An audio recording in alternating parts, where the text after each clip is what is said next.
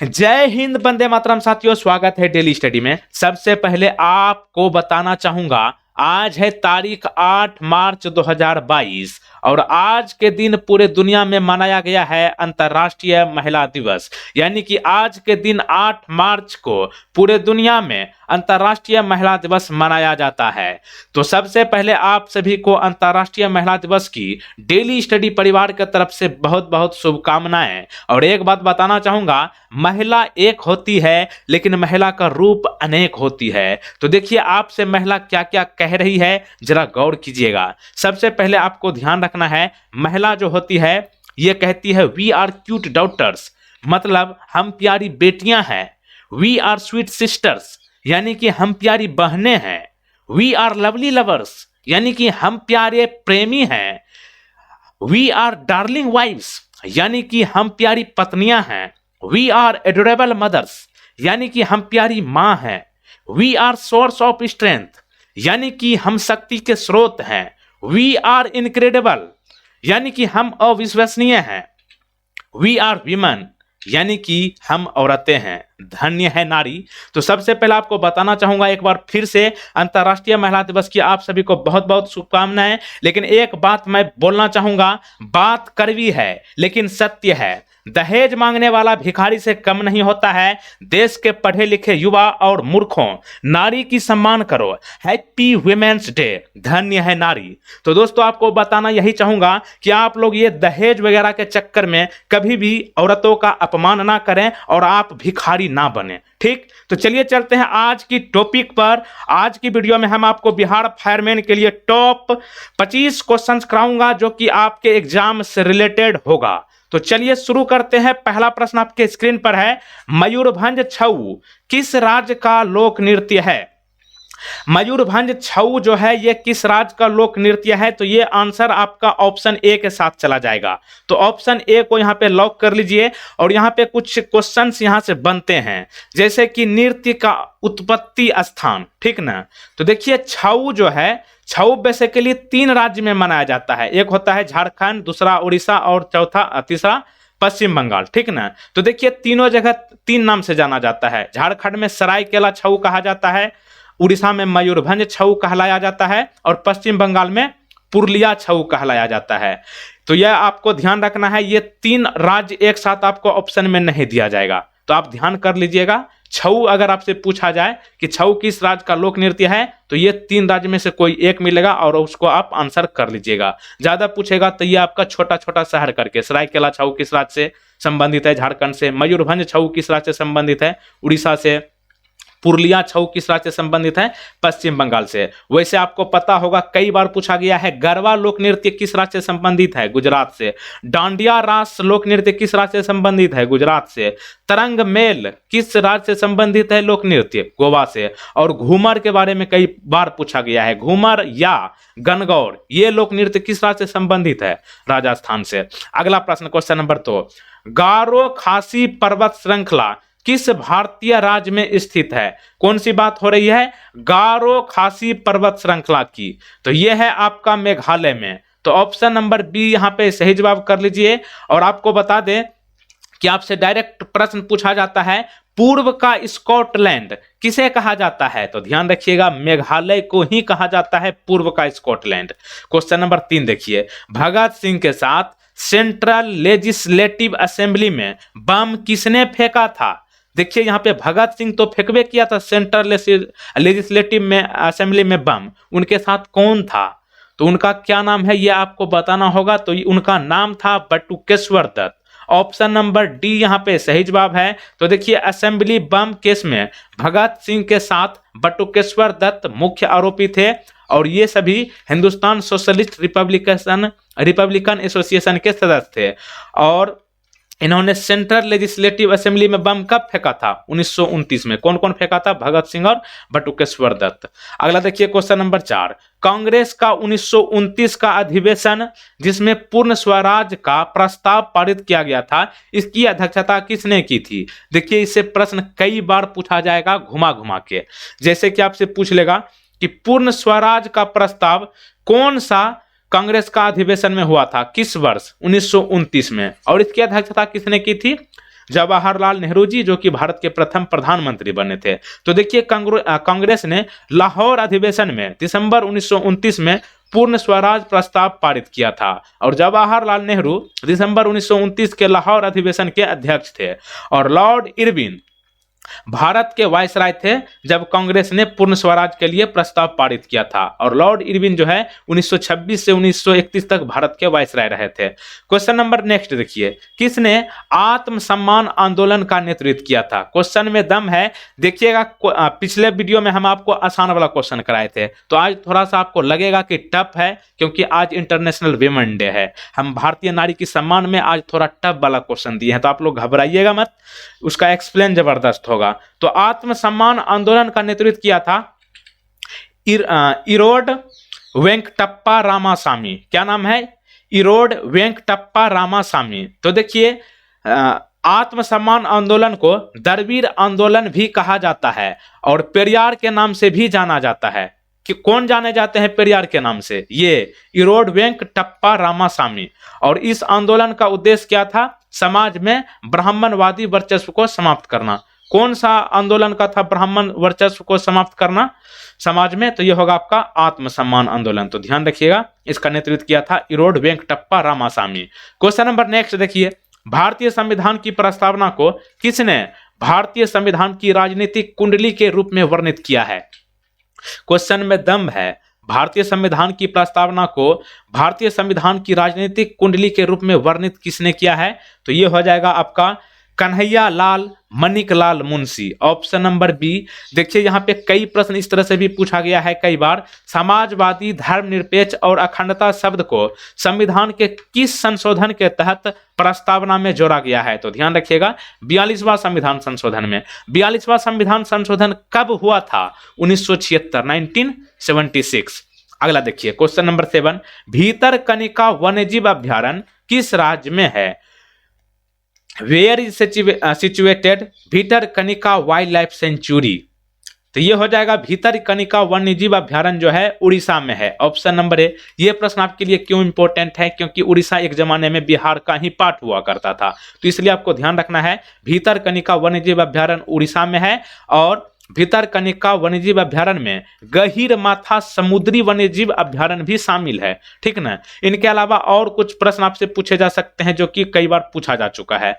दादेली वन्यजीव अभ्यारण्य कहां पर है? कर्नाटक में। चिनार वन्यजीव अभ्यारण्य कहां पर है? केरल में। और बिहार का एगो ये वाला पूछ लेता है, भीमबंध वन्यजीव अभ्यारण्य कहां पर है? तो यह है बिहार के मुंगेर में। मुंगेर को योग नगरी कहा जाता है। यह क्यों इंपॉर्टेंट है? क्योंकि भीमबंध वन्यजीव अभ्यारण्य जो है ना, ये मुंगेर और जमुई के बॉर्डर पर है, जो दोनों जिला है बिहार का, और ये पूरी तरीके से मुंगेर में ही पड़ता है, तो इसलिए कंफ्यूज हो जाता है स्टूडेंट। इसको ध्यान रखिएगा, भीमबंध वन्यजीव अभ्यारण्य मुंगेर में है। मुंगेर में एक शहर है खड़गपुर, ठीक ना। और खड़गपुर से हमको याद आया, बिहार के पहले मुख्यमंत्री कौन थे? श्री कृष्ण सिंह थे ना, श्री कृष्ण सिंह।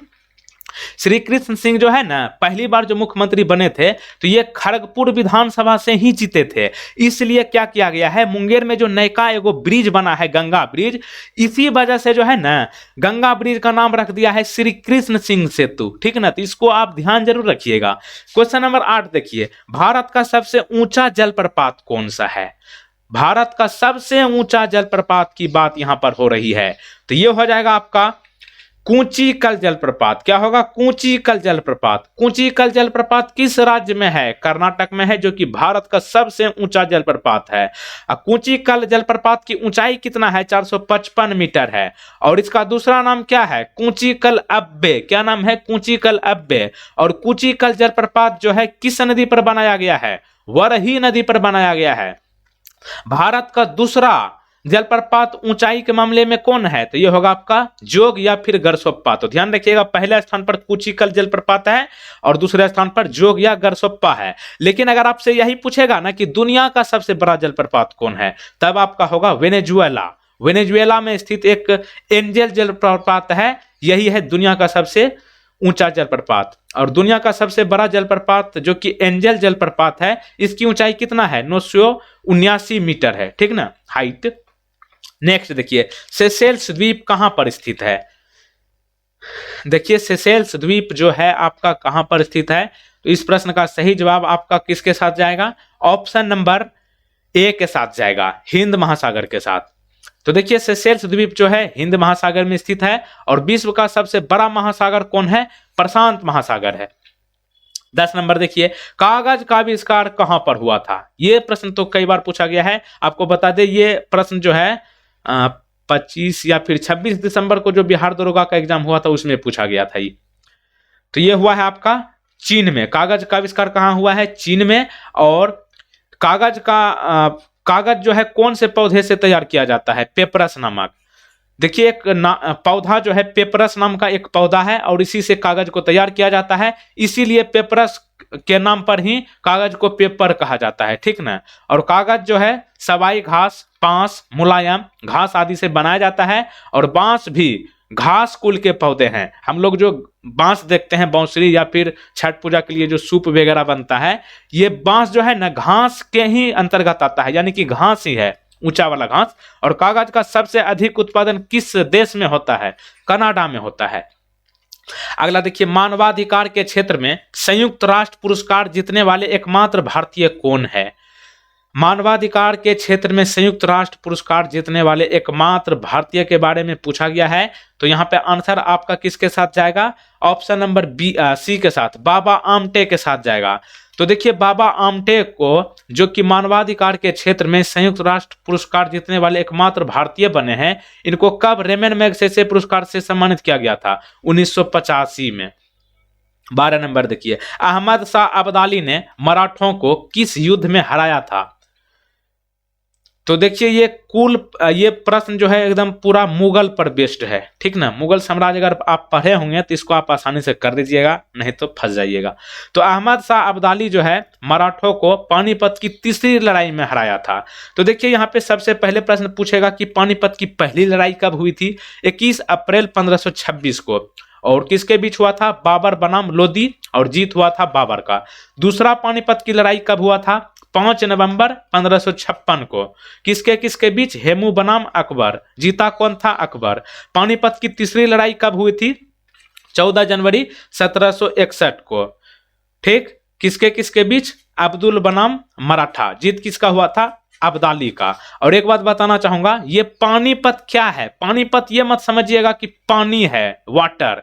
ये पानीपत एक शहर है, जैसे बिहार में है ना भागलपुर, पटना, मुंगेर, खगड़िया, लखीसराय, जमुई, शेखपुरा, ये सब जो शहर है, आरा, बक्सर, वैसे ये पानीपत एक शहर है, ठीक ना। और ये कहां पर है पानीपत, हरियाणा में है, ठीक। अगला देखिए क्वेश्चन नंबर 13, शर्म की बात है, घबराइए मत, शर्म की बात हम ये नहीं कह रहे हैं कि अंतर्राष्ट्रीय महिला दिवस में महिला की मतलब नारी की सम्मान करना नहीं शर्म की बात है, वो बात नहीं बोल रहे।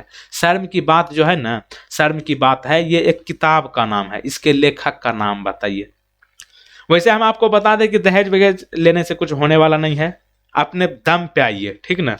सोचिएगा कि आज क्यों बोल रहे हैं, क्योंकि आज अंतर्राष्ट्रीय महिला दिवस है, वही ज्यादा हम बोल रहे हैं। शर्म की बात है, इस पुस्तक के लेखक है सलमान रश्दी। तो देखिए शर्म की बात है, इस पुस्तक को कब प्रकाशित किया गया था, 1983 ईस्वी में। और स्वतंत्रता के बाद और देश के विभाजन की समस्याओं पर चर्चा की गई है। और सलमान रश्दी जो है एक और किताब को लिखा है, क्या नाम है उनका, आधी रात के बच्चे। देखिए दोनों किताब गजब का नाम है दोनों किताब का, शर्म की बात है और आधी रात के बच्चे। आधी रात के बच्चे जो है 1981 में प्रकाशित हुआ था और स्वतंत्रता के पहले और बाद की घटनाओं के में बताया गया है। और आगे बढ़ने से पहले यहाँ पे एक बात बताना चाहूंगा, वीडियो को लाइक जरूर कर दीजिएगा और वीडियो खत्म होने के बाद शेयर जरूर कर दीजिएगा। और जो लोग पहली बार चैनल पर आए हैं, चैनल को सब्सक्राइब करके इस बेल आइकन को क्लिक करने के बाद ध्यान रखिएगा ये ऑल नोटिफिकेशन को क्लिक जरूर करके रखिएगा। तो चलिए चलते हैं, अगला प्रश्न आपके स्क्रीन पर आ चुका है, ये कंप्यूटर का है। PROM का पूर्ण रूप क्या है, फुल फॉर्म ऑफ PROM, यानी कि पी रोम। रैम और रोम के बारे में आपने सुना होगा। रैम का क्या मतलब होता है, रैम का पूरा नाम होता है रैंडम एक्सेस मेमोरी, और रोम का मतलब होता है रीड ओनली मेमोरी। तो ये यही वाला रोम जो है उठा करके यहां दे दिया है, रोम के पहले सिर्फ पी लगा दिया है।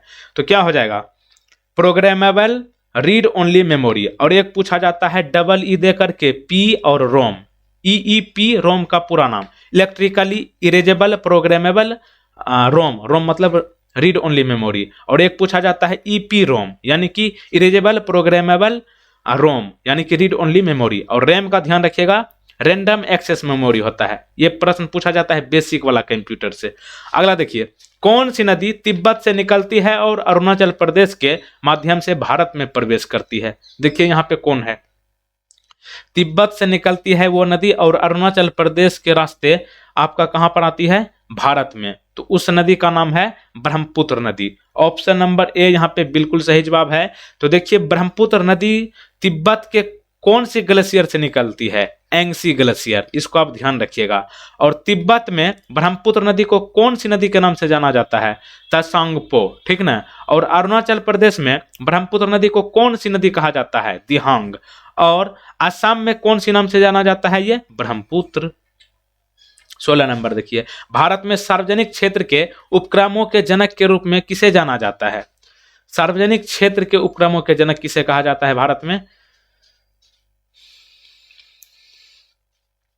ये हो जाएगा आपका option number A Ashok Desai. Question number next, कौन कछवाह वंश की पहली राजधानी थी? कछवाह एक वंश थी, इसकी पहली राजधानी यानी कि capital of the Kachhwaha dynasty, ये हो जाएगा दौसा। ऑप्शन नंबर ए यहाँ पे सही जवाब होगा। तो देखिए मध्ययुगीन काल के दौरान चौहानों और बरगुजरों ने 10वीं शताब्दी में कछवाहा में शासन किया था और दौसा शहर को राजधानी बनाया था।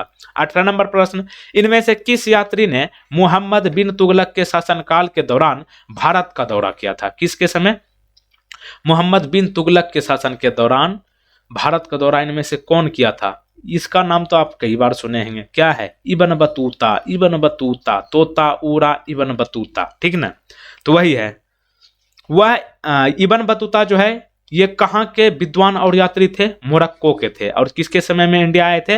मोहम्मद बिन तुगलक के समय में। और रिहला नाम की पुस्तक किसने लिखा है? यही है इब्न बतूता, ठीक ना। इसलिए आपको ध्यान रखना है, रिहला नाम की पुस्तक इब्न बतूता लिखा है, जो कि मोरक्को के विद्वान और यात्री थे।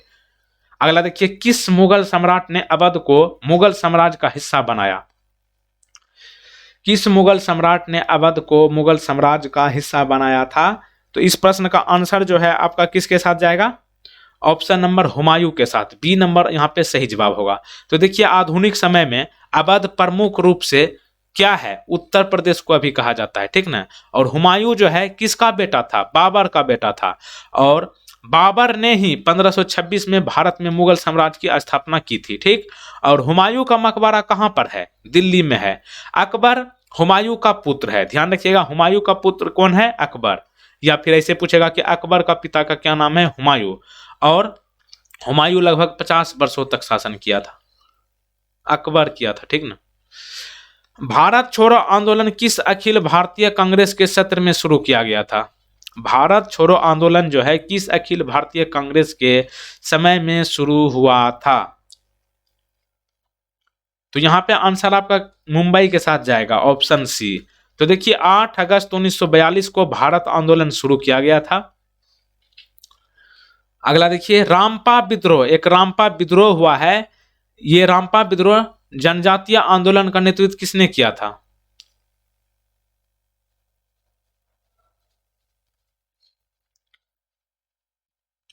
सही जवाब यहां पर हो जाएगा option number C, Alluri Sitarama Raju. क्या नाम है? अल्लूरी सीताराम राजू। और गोदावरी के उत्तर में रामपा क्षेत्र है और 1916 में रामपा विद्रोह हुआ था। कौन हमारे सौर मंडल का सबसे बड़ा ग्रह है? ये तो बेसिक वाला है, ज्योग्राफी का प्रश्न, इसमें कोई दम नहीं, सब कोई कर लीजिएगा। हमारे सौर मंडल का सबसे बड़ा ग्रह है बृहस्पति। ऑप्शन नंबर सी यहाँ पे राइट आंसर है। और देखिए बृहस्पति का द्रव्यमान जो है पृथ्वी की तुलना में 300 गुना अधिक है, यानी कि अपना जो धरती है ना, इससे 300 गुना ज्यादा इसका वजन है। तो समझ लीजिएगा वो कितना बड़ा होगा। 23 नंबर देखिए, समुद्र में उच्च ज्वार और निम्न ज्वार होने का क्या कारण है? ज्वार भाटा जो आता है समुद्र में, उच्च ज्वार और निम्न ज्वार, इसके पीछे क्या कारण है? तो इस प्रश्न का सही जवाब आपका चंद्रमा का गुरुत्वाकर्षण खिंचाव के कारण होगा, तो ऑप्शन नंबर ए। और चंद्रमा का गुरुत्वाकर्षण खिंचाव जो है समुद्र में उच्च ज्वार और कम ज्वार का कारण बनता है। चंद्रमा का गुरुत्वाकर्षण खिंचाव समुद्र को अपनी ओर खींचता है, जिससे समुद्र में ज्वार आता है। अगला देखिए क्वेश्चन नंबर 24, दुनिया के सभी देशों में से कितने देश लैंडलॉक है? प्रश्न में दम है, बढ़िया से। लैंडलॉक का मतलब अगर आपको पता होगा तो आप इसको आसानी से कर लीजिएगा, वरना फंस जाइएगा। आंसर तो यहाँ पे वही होगा जो पहले गोल कर दिए थे, ए नंबर 49। तो देखिए लैंडलॉक क्या होता है। लैंडलॉक का मतलब किसी देश को दूसरे देशों द्वारा चारों तरफ से घेर लिया जाता है। घेर लिया ही नहीं कि यूक्रेन रूस वाला जब युद्ध हो रहा है तो घेर लिए, वैसा नहीं। उसका जो है ना सीमा चारों तरफ से जमीने के माध्यम से लगेगा, ना कि समुद्र के माध्यम से, ठीक ना। तो उसको कहते हैं लैंडलॉक देश। और दुनिया के सभी देशों में से कितना देश है लैंडलॉक? 49। 25 नंबर देखिए, भारत में यारलुंग तसांगपो नदी को किस नाम से जाना जाता है? अभी मैंने थोड़ा देर पहले बताया था ब्रह्मपुत्रा वाला क्वेश्चन, ब्रह्मपुत्रा नदी का उद्गम स्थल जो बताया था वहीं पे इसको भी कराए थे। भारत में यारलुंग तसांगपो नदी को किस नाम से जाना जाता है? ब्रह्मपुत्र को, तो ऑप्शन नंबर बी। ब्रह्मपुत्र का क्या मतलब है? ब्रह्मा का पुत्र। ब्रह्मपुत्र की नदी की लंबाई कितना है? 2900 किलोमीटर। नदी का स्रोत कहाँ है? चेमायुंगडुंग ग्लेशियर। और मरियमला ब्रह्मपुत्र नदी के स्रोत को मानव सरोवर झील से अलग करती है। डायरेक्ट पूछेगा कि ब्रह्मपुत्र नदी के स्रोत को मान सरोवर झील से अलग कौन करती है? मरियमला। विश्व का सबसे बड़ा नदी द्वीप कौन है? माजुली। माजुली एक मूवी भी है साउथ इंडियन की, तो यही वाला है। माजुली जो है ब्रह्मपुत्र नदी में है, ठीक ना, जो कि दुनिया का सबसे बड़ा नदी द्वीप है। और ब्रह्मपुत्र को बांग्लादेश में किस नाम से जाना जाता है? जमुना। 25 क्वेश्चंस कंप्लीट हो चुके हैं। एक प्रश्न आपके लिए है। आज मैंने अभी शुरू में आपको क्या बताया था? अंतर्राष्ट्रीय महिला दिवस के बारे में। तो ऑप्शन ऐसे ही देवे करेगा क्वेश्चन फंसाने के लिए। अंतर्राष्ट्रीय महिला दिवस जो है 8 मार्च को मनाया जाता है, जो कि आज मनाया गया है। लेकिन हम प्रश्न आपसे पूछ रहे हैं कि राष्ट्रीय महिला दिवस कब मनाया जाता है। देख लीजिए, अब तो कितना ऑप्शन बचा? 3 है ना, तो ये देख लीजिए, सही आंसर कीजिएगा राष्ट्रीय महिला दिवस। और आपको बताना चाहूंगा राष्ट्रीय महिला दिवस मनाया जाता है किसके जन्मदिन पर? सरोजिनी नायडू के जन्मदिन पर इंडिया में। तो उसको आंसर आप ध्यान से कीजिएगा। ऑप्शन वहां पे ऐसे ही देता है और आंसर गलती करवे करता है आदमी, तो इसको आप गलती नहीं कीजिए। तब तक देखते रहिए डेली स्टडी। और आपको बता दें कि बिहार फायरमैन के लिए मोस्ट इंपोर्टेंट 300 क्वेश्चन आप देख लीजिए, यहाँ पे आपके स्क्रीन पर आ चुका है। और बाएं साइड में आपके लिए बिहार फायरमैन का स्पेशल प्लेलिस्ट आ चुका है, उसको आप जरूर देख लीजिए। वहाँ पे आपको सारे वीडियो एक साथ मिल जाएगा। तब तक देखते रहिए डेली स्टडी। जय हिंद, वंदे मातरम, बड़ों को नमस्ते, छोटे को प्यार, छोटी सी जिंदगी में खुश रहो यार। Thank you.